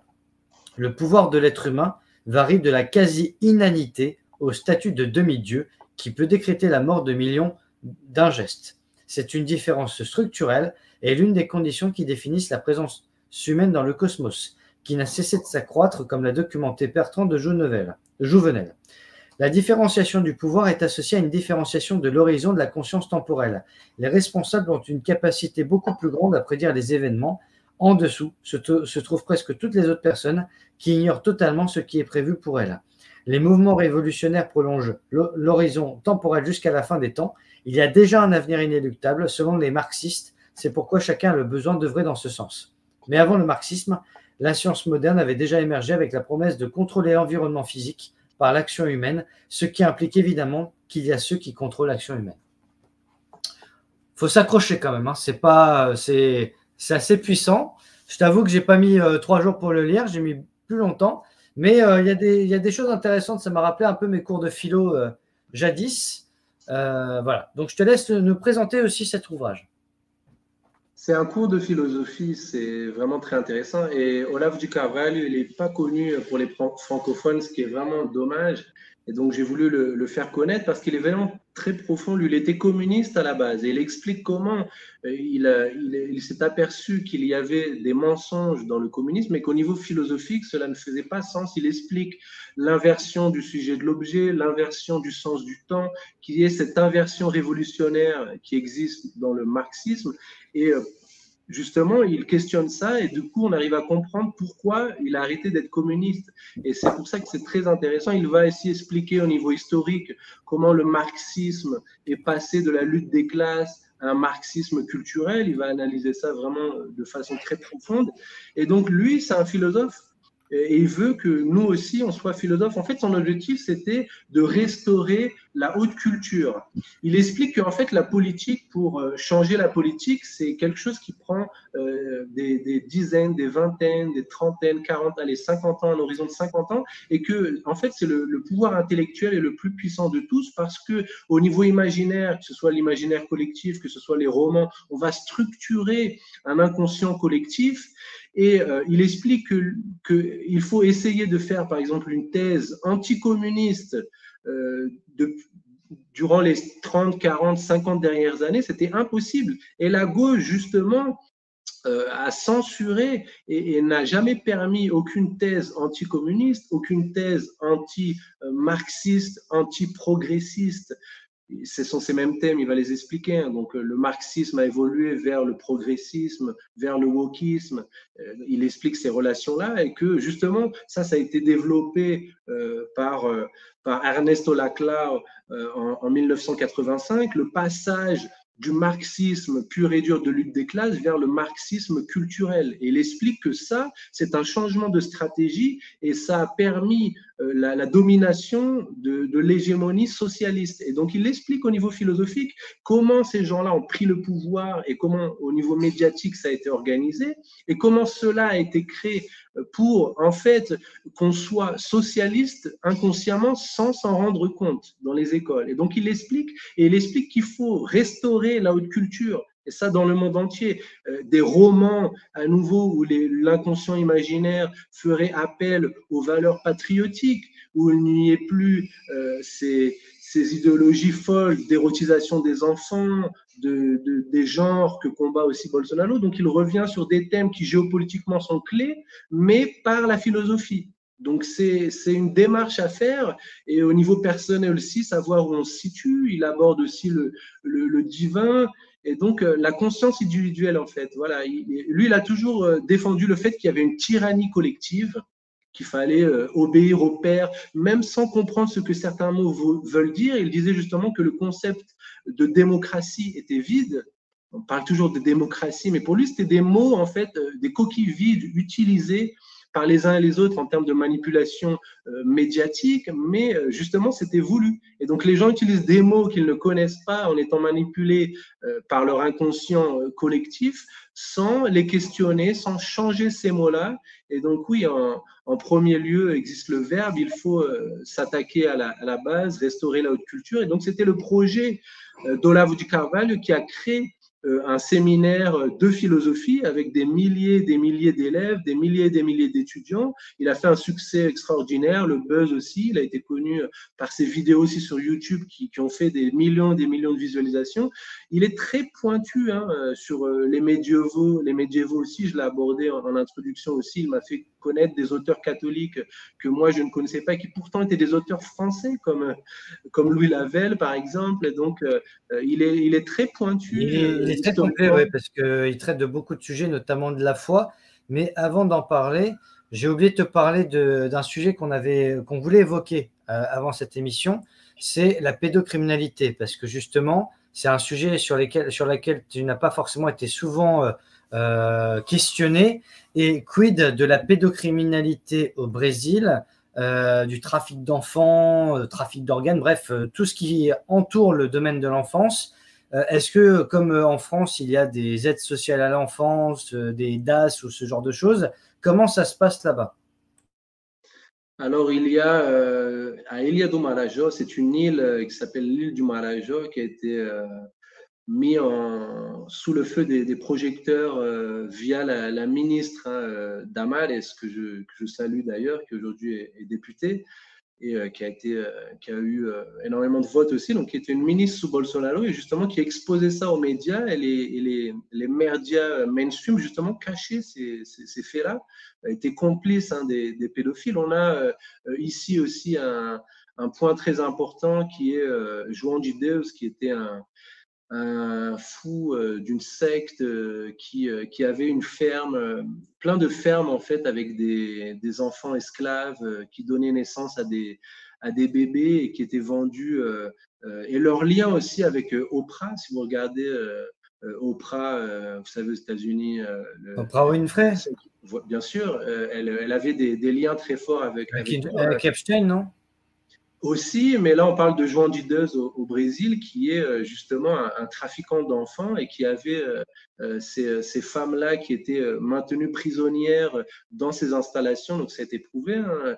Et aussi des célébrités au Brésil comme Xuxa, qui a des liens avec lui, donc elle c'était une présentatrice télé qui a fait aussi un film où elle avait des relations sexuelles, où elle pervertissait en fait un enfant, hein. Il était prépubère et donc un film déjà qui essaie de faire la promotion d'une idéologie transgressiste. Oui. Le sens de ma question, comme tu as fait un bouquin sur Bolsonaro qui est un plaidoyer, il faut le dire, est-ce que finalement Bolsonaro, quand il a été de manière assez courte, finalement ça a duré 3 ans, son pouvoir au Brésil, est-ce qu'il s'est vraiment attaqué à la pédocriminalité, comme le disent certains pour Trump, en nettoyant le marais? Qu'est-ce qu'il a fait vraiment pour la protection de l'enfance, en quelque sorte? Oui, ben on a justement, il veut des peines beaucoup plus graves pour la castration chimique. Comme je vous disais, c'est quelque chose qu'il a défendu depuis toutes ces années en tant que député, hein. Donc ça fait 35 ans qu'il est dans la politique. Et encore aujourd'hui, c'est un thème que la gauche bloque, hein, que la gauche ne veut pas développer, sur lequel elle ne veut pas débattre. Donc c'est un point vraiment très important sur lequel il est en avant. Il faut exposer, vous savez, il faut faire ça différemment. Pour répondre à cette question, déjà, il faut faire progressivement. Et tu as évoqué la 4e de couverture de mon livre. En fait, le fait que le général Michael Thomas Flynn parle d'une guerre de 5e génération, que les guerriers digitaux comme toi et moi exposent certaines vérités, il faut le faire progressivement. Si on commence tout de suite à rentrer dans le pédosatanisme, les normies, si vous voulez, monsieur et madame Michou du quotidien vont avoir un choc trop grand. Si vous commencez tout de suite à montrer que Obama, il fume du crack, y aller étape par étape, quoi. Voilà, que Obama a été créé par la CIA, si vous rentrez déjà directement, que Mike Pompeo essaie d'assassiner Julian Assange, qui a révélé justement les emails d'Hillary Clinton et surtout les emails de Podesta avec les cocaïne cocktail, etc., cocaine spirit, les réunions Pizzagate, etc. On a des parallèles dans différents pays. Bien sûr, ici au Brésil, il y a des scandales, comme je vous ai évoqué avec João de Deus sur la pédocriminalité. Il faut le faire progressivement, ça va sortir, vous inquiétez pas. À ce propos, qu'est-ce que tu penses de la libération de Julian Assange? C'est superbe. Ça fait un moment justement que c'était prévu, hein, et donc oui, moi j'ai célébré cela. C'est super. Donc voilà, suivre. Il va y avoir énormément de choses qui vont sortir cette année. Va vraiment être l'apocalypse. Non, moi je suis positif pour le futur justement. Le réveil se fait progressivement, se fait doucement, toujours par une minorité, mais on va continuer de toute façon à dénoncer les médias. Et ça va sortir. Il y a beaucoup d'informations. Trump aussi a dit qu'il allait déclassifier énormément de choses. Il a déclassifié énormément de dossiers Epstein, mais pas la totalité. Il y a encore, là aussi, il y a des jeux de pouvoir. Il y a certaines recherches, enquêtes qui sont encore en cours, donc il ne faut pas tout dévoiler encore. Il y a certaines choses qui ne peuvent pas être exposées au public, donc ça se fait peu à peu. Et les services ont mis certaines personnes au pouvoir pour lutter contre justement l'État profond. C'est quelque chose qui se fait sur le long terme. Donc, il va y avoir une réforme des institutions, une réforme de la CIA, une réforme du State Department, une réforme de tous ces services, de toutes ces organisations comme le FBI qui sont sorties de contrôle. Vous savez, elles ont été prises en main par des corrompus, des criminels, c'est totalement sorti de contrôle. Et donc, il faut avoir une réforme sans que le public se dise que le président est dictateur. Donc, il y a tout un travail d'éducation à faire, de communication, c'est ce qu'on est en train de faire. Et donc, il ne faut pas justement juger très rapidement en disant, par exemple, Javier Milei, il avait fait une conférence au World Economic Forum. Il a fait une conférence, bien sûr, mais il les a justement dénoncés. Et dans les faits, il fait baisser l'inflation, il fait baisser la dette. Donc, il faut voir sur le long terme, et peut-être c'est un peu difficile. Des fois, justement, on est obligé de faire du sensationnalisme, etc., en suivant les médias, mais c'est intéressant, voilà, de l'analyser sur le long terme, et même pour nous aussi d'avoir un peu plus de patience. C'est vrai qu'on veut aussi que ça change rapidement, mais c'est quelque chose qui doit se faire sur le long terme, voilà, et qui se fait. On l'observe peu à peu, et ça sort. Le pédosatanisme est exposé de plus en plus, et on va y arriver. On tient le bon bout. Alors, je rappelle d'ailleurs, parce que je vois Patricia, et je remercie Patricia d'être là, comme vous tous, hein, vous êtes 246 en direct. Je ferai une deuxième émission avec les survivantes le 31 de ce mois, le 31 juillet, notamment avec Maria et avec Dalila, que j'ai croisé d'ailleurs, que j'ai rencontré à la soirée de géopolitique profonde. Et il y avait Inda qui les a accompagnés, qui a d'ailleurs fait de la garde à vue entre-temps, parce que justement, il y avait eu un souci avec son enfant, elle l'avait récupéré. Donc, elles seront tous les trois sur le plateau et on parlera justement de tous ces sujets-là. Je vais citer un passage donc, de Olabo de Carvalho concernant la foi, la conception moderne de la foi, page 200. Lorsque nous comprenons la foi aujourd'hui comme quelque chose dont nous ne pouvons avoir aucune connaissance ou expérience, nous pouvons remercier Kant. Pour lui, la foi, c'est croire en quelque chose dont il n'y a aucune preuve, en supposant que nous sommes limités aux données des 5 sens.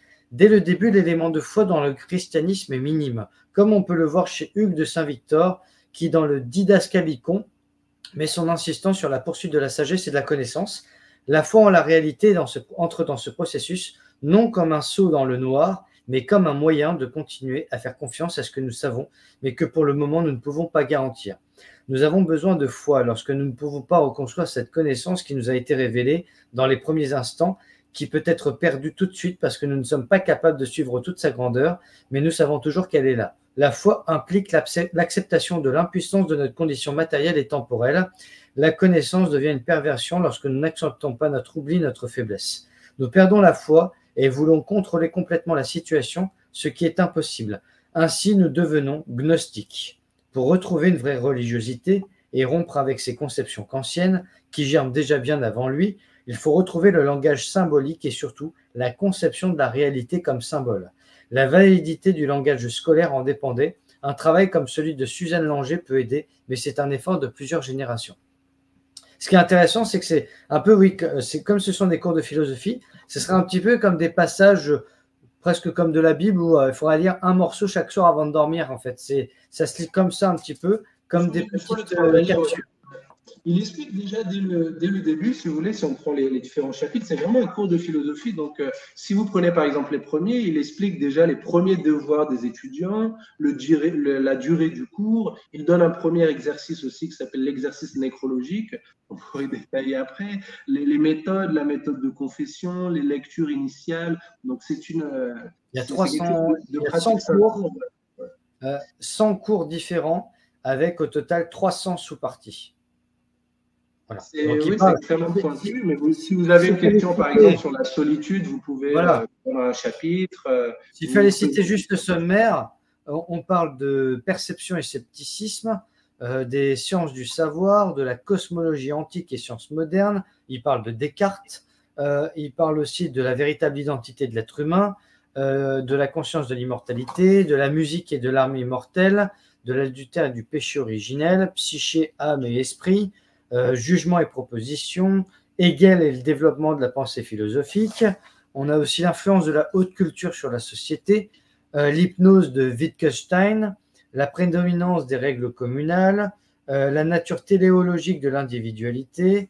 On a aussi la mentalité pratique immédiate, le principe de l'émotion, la phénoménologie du Et pouvoir. justement, pour faire juste un petit aparté, pour montrer que ce n'est pas quelque chose d'abstrait, justement, et tout ça, c'est pour expliquer comment les gens de notre époque ont perdu le contact avec la réalité, ont perdu le contact avec nos perceptions, comment on arrive à succomber à la tyrannie collective et oublier notre individualité. Donc c'est quelque chose de vraiment très important pour qu'on puisse combattre en fait cette tyrannie collective et qui a des effets dévastateurs au niveau idéologique, au niveau de notre conscience de la liberté individuelle, une critique du matérialisme, une critique du constructivisme, une critique du cartésianisme fou qui a fait basculer justement vers le déconstructionnisme. Il explique comment le cartésianisme fou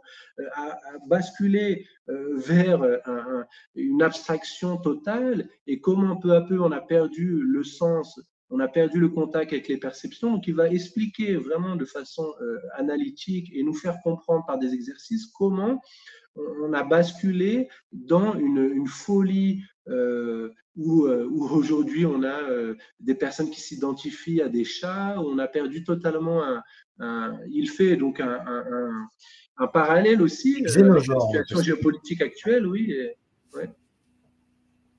Les xénogenres, on appelle ça. Quand tu t'identifies à une flaque d'eau, à un renard, voilà. Bref. Non, mais il y a un gamin. Non, mais je crois que c'est aux États-Unis, c'est un enfant, un gamin, un jeune garçon qui s'est levé un matin, qui s'est senti renard ou qui s'est senti chien. Et sa mère l'a emmené chez le vétérinaire et le vétérinaire n'a pas voulu le soigner parce qu'il était humain et elle a porté plainte contre le vétérinaire. Voilà. Oui, je crois que j'avais vu cette histoire-là sur les réseaux. Oui, on a eu d'autres histoires aussi, comme quoi un homme qui s'identifiait à une femme était allé chez un gynéco et que le gynéco lui a dit, bah, écoutez, vous n'avez pas de vagin. Il dit, bah, écoutez, c'est transphobe ce que vous êtes en train de faire. J'ai envie que ce soit un gynéco c'est pas que j'ai envie, c'est qu'il faut que ce soit un gynéco qui me réponde. Et donc, justement, Olavo explique qu'il avait écrit un livre qui s'appelle L'imbécile collectif, qu'il faudrait traduire aussi en français, qui a été un de ses premiers livres. Et justement, il expliquait comment on est arrivé à cette folie, mais il le reprend au niveau historique. Il explique que tout ça, justement, c'est quelque chose qui a été fait, qui a été poussé par les occultistes, qui a été poussé depuis des années, des décennies, voire même des siècles. Et il explique comment peu à peu le scientisme moderne, il a un chapitre justement sur l'obscurantisme moderne, comment la croyance folle dans la science, vous savez, à l'époque du Covid, croyez dans la science, comment on a justement ce focus qui a basculé vers une croyance folle dans la science, alors que le problème de la méthode, de la méthodologie n'est pas expliqué aux chercheurs. Et justement, comment la science a voulu écarter la philosophie. Comment la science n'a pas voulu être questionnée par la philosophie. Et justement, lui fait revenir la philosophie en disant que la philosophie doit questionner les sciences. Et justement, ça, c'est un débat intéressant à avoir. Donc, il est actuel, il est contemporain. Et Olavo est vraiment une bombe pour les francophones. Alors, pour finir bientôt cette émission, j'ai 2 questions à te poser. La première, c'est déjà, toi, depuis 2011, comment tu as vu évoluer le Brésil? Et j'allais dire depuis encore plus, depuis que Lula est revenu au pouvoir, puisque tu as parlé de Bolsonaro, donc depuis 2022, depuis ces 2 dernières années, comment ça se passe? Et enfin, ton regard sur ce qui se passe en ce moment en France, concernant les élections législatives et tout ce qui s'ensuit. Oui, alors il y avait les Twitter Files Brésil, qui justement, les Twitter Files au Brésil, qui ont révélé comment la censure était faite au niveau du judiciaire, donc pour expliquer ce qui se passe sous l'administration Lula en ce moment. Hein.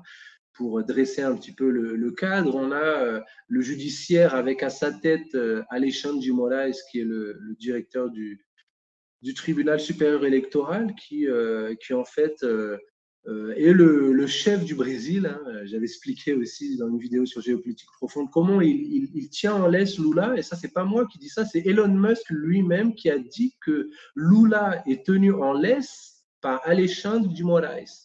Donc, Alexandre de Moraes aussi, on ne va pas retracer son historique, mais il a été élu de façon vraiment très très sombre, on va dire, voilà, avec un assassinat de son prédécesseur et du chantage aussi face à des vidéos intimes de la femme de Temer qui était président après Lula, après Dilma Rousseff, excusez-moi. Donc voilà, il y a aussi tout un historique qui fait qu'aujourd'hui, Alexandre de Moraes, qui dirige le tribunal supérieur électoral, il est épinglé comme le grand chef, si vous voulez, du Brésil. Et c'est lui qui censure, en fait, tous les députés bolsonaristes. C'est lui qui censure, qui a même mis en prison Daniel Silveira. Daniel Silveira, c'était un député qui est emprisonné depuis des années, parce que justement, lui a dénoncé les liens de Alexandre de Moraes avec les groupes criminels narcotrafiquants et a expliqué que Alexandre de Moraes fait ce qu'il veut, en fait,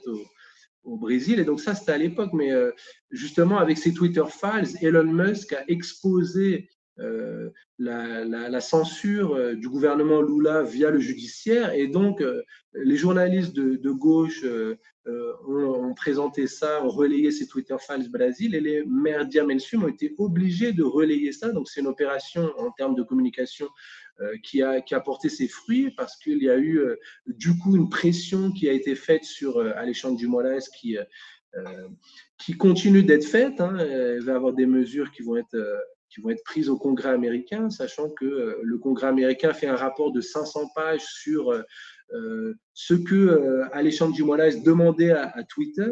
Et Twitter étant une entreprise américaine, si un autre pays lui demande d'obéir à des lois illégales, ils n'ont pas le droit d'obéir. Et donc Elon Musk a dit, bah non, on ne va pas obéir à cette censure-là, c'est illégal.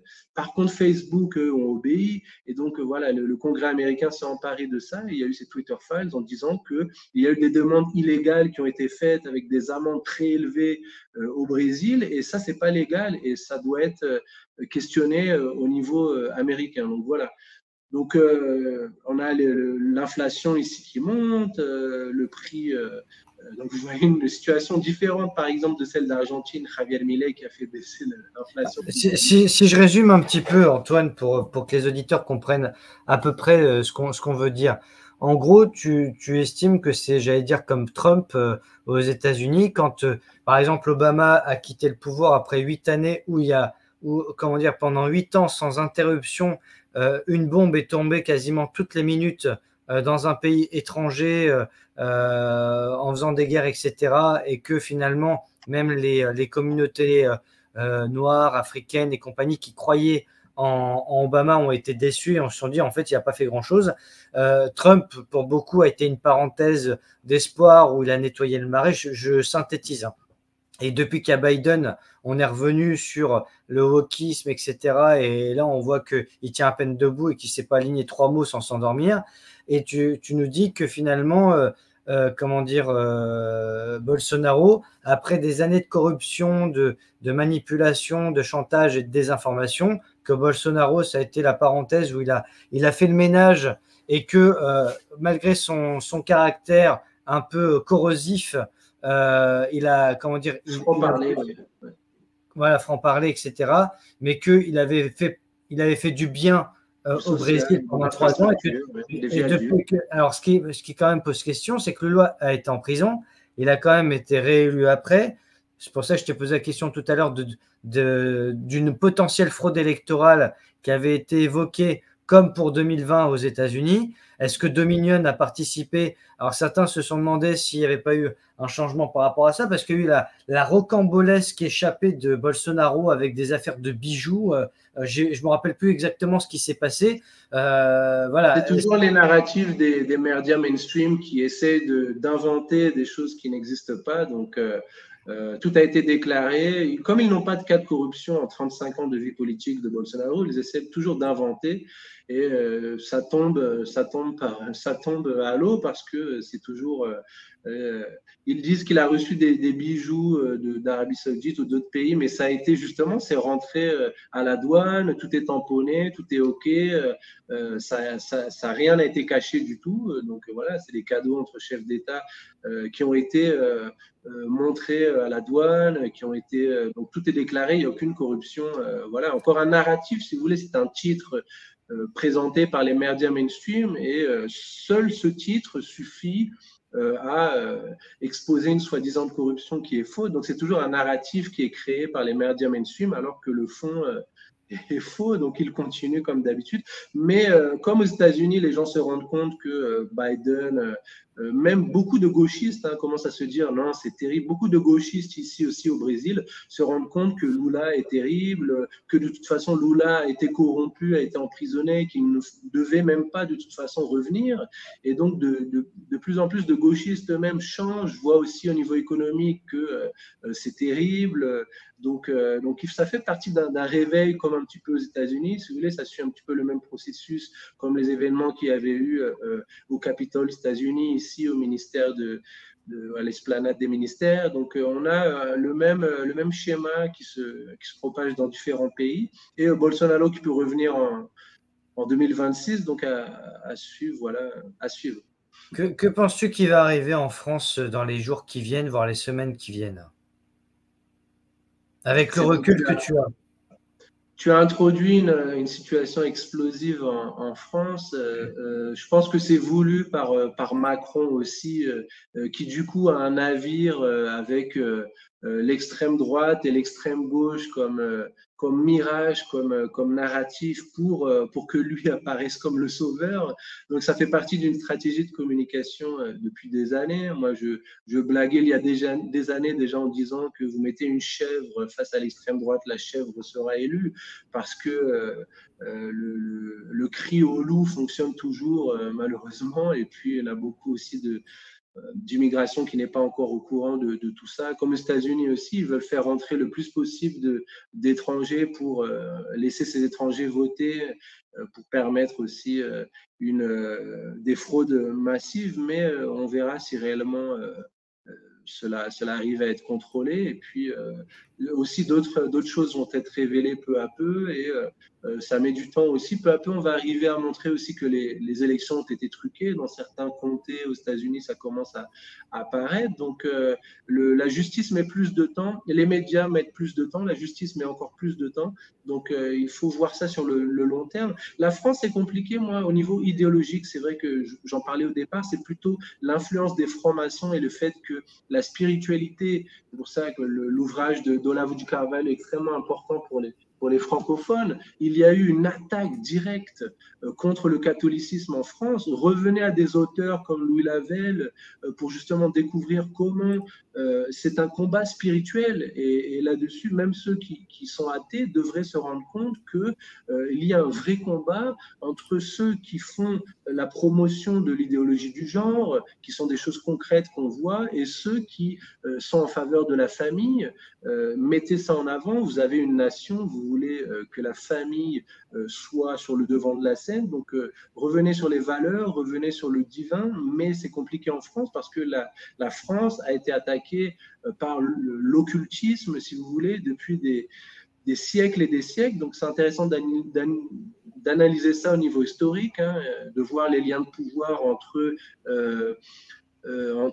Bardella, qui est un maçon, entre aussi comment il s'appelle, La République c'est moi, qui lui aussi est un maçon. J'allais dire qu'il n'est pas franc-maçon dans l'histoire.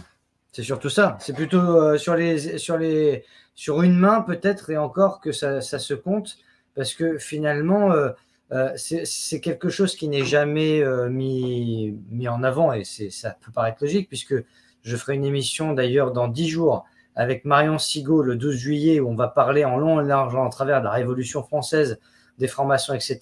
Et quand on dit vive la République, ça signifie implicitement vive la franc-maçonnerie. Voilà, donc grosso modo. Ponsard d'Assac justement avait expliqué que De Gaulle avait introduit les loges maçons, rétabli à nouveau les maçons. En France, c'est vraiment un point essentiel, pas seulement les maçons, l'occultisme, la gnose en termes. Et puis la séparation aussi de l'État et de l'Église. Un très bon livre aussi de Youssef Indy, le mysticisme de la laïcité, beaucoup de points sur lesquels les Français devraient réfléchir. Est-ce que quelqu'un comme Bolsonaro, avec un slogan « Dieu, patrie, famille, liberté », pourrait ne pas être stigmatisé comme quelqu'un d'extrême droite en France? C'est difficile, alors que ce sont des valeurs, comme le dit lui-même Elon Musk, quelqu'un qui est de centre, qui défend la famille, a été progressivement lui, il est resté au centre, mais les médias, avec la fenêtre d'Overton, etc., sont déplacés peu à peu et ont fait apparaître cette personne qui était de centre et qui est toujours de centre, comme aujourd'hui d'extrême droite, alors que Elon Musk dit qu'il est de centre, qu'il n'est pas d'extrême droite, il est présenté comme quelqu'un d'extrême droite. Et justement, dans les Twitter Files Brésil, les médias brésiliens globalistes présentaient Elon Musk comme quelqu'un d'extrême droite qui était allié à Bolsonaro. Donc, on voit leur narratif qui explose dans différents pays. Mais en France, c'est compliqué. C'est pour ça que moi, je suis au Brésil, c'est difficile de me situer. Mais en France, c'est compliqué parce qu'en plus de cela, on sait que ce n'est pas Macron qui gère directement. C'est encore au-dessus que ça se passe. On voit que Van der Leyen a été réélue, enfin a été renommée parce qu'elle n'est pas élue par le peuple. Donc voilà, c'est très complexe. Ça demandera encore. Mais là, il y a un point intéressant aussi, par exemple. Et moi, je réfléchissais sur cette question justement dans l'entretien que j'avais fait avec le média en KK2 lorsqu'il me posait la question sur Israël. Et j'avais répondu en fait au niveau médiatique que en fait certains financeurs ici, par exemple, on sait que Lula il finançait le Hamas, mais on sait aussi que Israël aussi détient beaucoup de députés via l'AIPAC. Par exemple aux États-Unis. Et donc, on a un discours médiatique, si vous voulez, qui cherche à jouer sur des leviers de pouvoir. Et donc, je pense que Macron aussi est tenu par les globalistes, mais d'un certain côté, il y a une guerre entre les patriotes au monde entier et les globalistes sont un peu mis en défaut. Donc, je pense que la France, de toute façon, au niveau politique extérieur, elle va être obligée de suivre un wagon qui va entrer en grande vitesse avec Trump au mois de novembre. Donc, il faut aussi être confiant. Voilà, je pense que de toute façon, au niveau économique, l'Europe ne peut plus suivre et n'est plus sur le devant de la scène. On a évoqué les BRICS qui, de toute façon, au niveau économique, c'est quelque chose de multipolaire. C'est pas quelque chose d'unipolaire. Oui, l'Occident va maintenant être remplacé par les BRICS. Non, c'est pas comme ça que ça se passe. Au contraire, c'est plus une vision multipolaire où chacun va défendre sa souveraineté et va collaborer. Donc voilà. Quand tu dis dans la 4e de couverture, nous sommes dans la 3e guerre mondiale. À partir de quand nous l'avons été, à ton avis?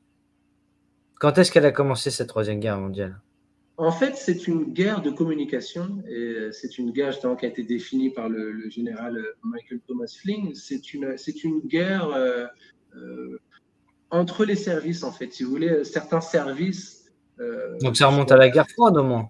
Non, je parlais de services, en fait, de services secrets. Certaines personnes à l'intérieur du FBI, de la CIA sont corrompues et tout ça est sorti du contrôle, si vous voulez. Ces organisations, avec l'argent de la drogue, ont vraiment… Et puis Parce que je pensais que tu allais me dire le 11 septembre 2001 et qui a été souvent évoqué comme étant peut-être le basculement et l'entrée officielle dans le nouvel ordre mondial. Non, on peut revenir à JFK, par exemple, si vous voulez. Moi, l'assassinat de JFK, par exemple, ça pourrait constituer la déclaration de la guerre de l'État profond contre le peuple. Voilà. D'accord. Je le dis au passage pour les auditeurs, le 11 septembre prochain, soirée spéciale, bien sûr, sur le 11 septembre 2001, avec Kaji, que je salue. Que j'ai eu le plaisir de rencontrer plusieurs fois et qui va nous faire en long, en large et en travers un audit, entre guillemets, de ce 11 septembre. J'ai beaucoup de questions à lui poser, puisque forcément, 23 ans après, il y a toujours des questions. Et je pense que dans 40 ans, il y aura encore des questions. Ou peut-être pas. Je pense que Trump va révéler pas mal de choses. Quand tu me disais de la déclassification, j'ai fait une émission récemment sur Coluche avec Antoine Casuboulot, que je salue, et je me suis dit, je m'étais fait une réflexion comme ça, personnelle, il y a quelques jours, je me suis dit, si j'étais au pouvoir, je crois qu'une des premières choses que je ferais, c'est que je déclassifierais tout sans exception. C'est-à-dire qu'il n'y aurait plus de secret d'État. Ce serait peut-être dangereux, mais pour la nation, mais ne serait-ce que le secret défense du Covid, qui doit durer 50 ans, les archives de la guerre d'Algérie, tout ce qui s'est passé pendant les attentats du Bataclan, etc., la mort de Coluche, de Balavoine, je pense qu'il y aurait énormément de choses et il y en a qui, à mon avis, ça les tuerait de savoir réellement ce qui s'est passé parce que tant qu'il y a classification, eh bien, on ne sait pas vraiment. Justement, si on veut tuer nos ennemis, il faut justement profiter de ça pour faire un jeu, tu vois, de communication et de pouvoir. Donc, c'est pour ça que ça doit se faire progressivement et par étapes, justement pour bénéficier des effets de levier pour faire tomber les pions qui nous intéressent. Bien sûr. Écoute, en tout cas, un grand merci Antoine pour ta présence sur ce plateau de présentation. Je rappelle, Bolsonaro, mythe et mensonge. Donc, c'est un plaidoyer en faveur de Bolsonaro. Donc, c'est un parti pris. Et ça fait partie aussi, eh bien, j'allais dire, de la politique, on va dire. Donc, si vous voulez en savoir plus sur Bolsonaro et le regard d'Antoine Bachelin-Segna sur le sujet, avec également un petit cours de philosophie, sachant que, comme disait l'autre, c'était Cicéron qui disait « philosopher, c'est apprendre à mourir ». Bien là, on va apprendre autre chose que mourir. On va apprendre la foi, l'émotion. Il y a 100 cours et 300 subdivisions. Donc voilà, de Olavo de Carvalho.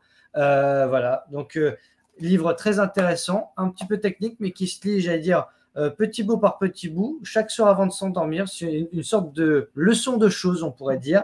En tout cas, merci Antoine. Oui, tu veux rajouter quelque chose? C'est un gros pavé, c'est vrai, ça fait autour de 500 pages, mais il faut le faire peu à peu. Et comme le dit lui-même Olavo du Carvalho, le cours de philosophie ne vous demandera que 2 choses, la sincérité et l'effort tranquille. La sincérité et l'effort tranquille, voilà. Ben, on a été dans l'effort tranquille, on ne s'est pas forcé ce soir, on a été comme d'habitude. Merci à tous ceux qui nous ont suivis ce soir. Vous étiez un peu plus de 240 en direct, donc partagez un maximum. Demain, je vous retrouve un peu plus tôt à 18h, demain mercredi, pour une soirée spéciale, une nouvelle table ronde sur le harcèlement électromagnétique, donc avec mes invités. Donc ça va être une soirée assez intense parce que je reçois énormément de messages sur le sujet. Donc ce sera la 3e table ronde avant la 4e qui aura lieu le 24 juillet prochain. Donc demain soir à 18h, je vous donne rendez-vous pour ce harcèlement électromagnétique. Merci Antoine. Et puis, bon après-midi à toi. Voilà. Merci à tous.